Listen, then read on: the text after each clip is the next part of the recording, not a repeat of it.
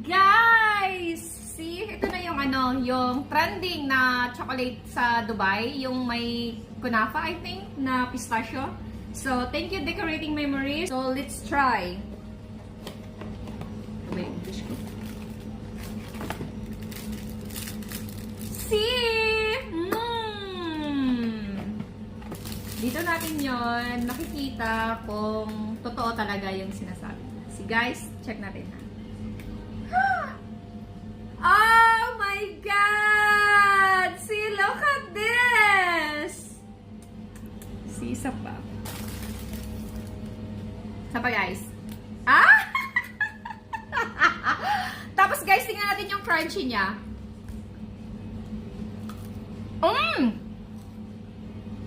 Guys, grabe.